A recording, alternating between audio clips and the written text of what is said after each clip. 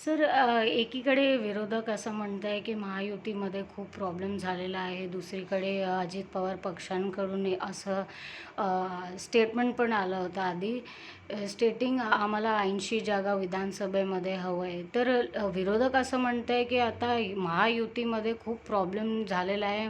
तर आम्हाला असं वाटत नाही की ह्यांना विधानसभेमध्ये काही जागा मिळतील, कारण अजित पवारांच्या पक्षाला काही जागा किंवा मंत्रिपद केंद्रामध्ये नाही मिळालं होतं. तर या संदर्भात तुम्ही काय सांगणार?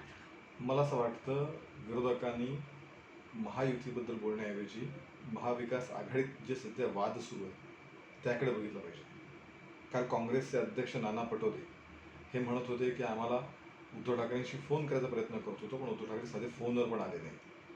आणि फोन घेणं तर पुढची गोष्ट दूरच. त्यामुळे परस्पर उमेदवार जाहीर करून टाकले उद्धव ठाकरे यांनी, उभाटा गटाने. त्यामुळे खरी आत्ता भांडणं वाद जी आहेत ती महाविकास आघाडीमध्ये आहे. राहता राहिला प्रश्न महायुतीचा.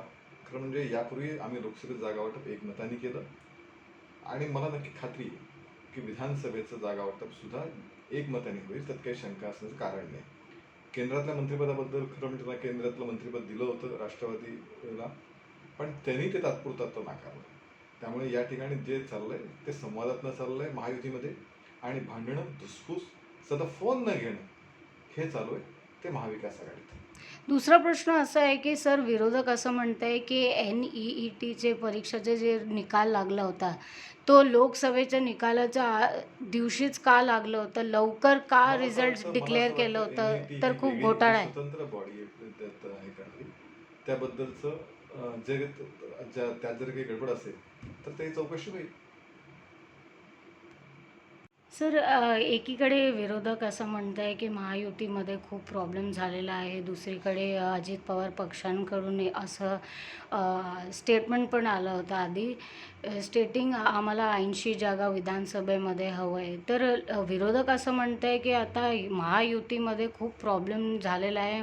तर आम्हाला असं वाटत नाही की ह्यांना विधानसभेमध्ये काही जागा मिळतील, कारण अजित पवारांच्या पक्षाला काही जागा किंवा मंत्रिपद केंद्रामध्ये नाही मिळालं होतं. तर या संदर्भात तुम्ही काय सांगणार? मला असं वाटतं विरोधकांनी महायुतीबद्दल बोलण्याऐवजी महाविकास आघाडीत जे सध्या वाद सुरू आहे त्याकडे बघितलं पाहिजे. काल काँग्रेसचे अध्यक्ष नाना पटोले हे म्हणत होते की आम्हाला उद्धव ठाकरेंशी फोन करायचा प्रयत्न करत होतो, पण उद्धव ठाकरे साधे फोनवर पण आले नाही.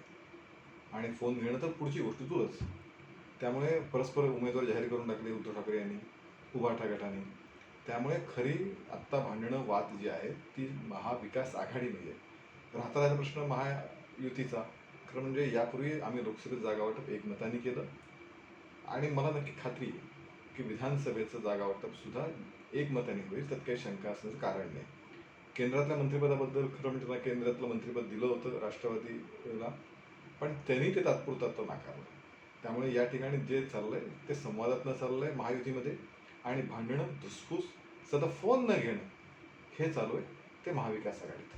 दुसरा प्रश्न असा आहे की सर विरोधक असं म्हणत आहे की NEETचे परीक्षेचे जे निकाल लागला होता, तो लोकसभेच्या निकालाच्या दिवशीच का लागलं होतं? लवकर का रिझल्ट्स डिक्लेअर केलं होतं? NET तर ही खूप वेगळी ही घोटाळा आहे. स्वतंत्र बॉडी आहे त्यात हे करणारी.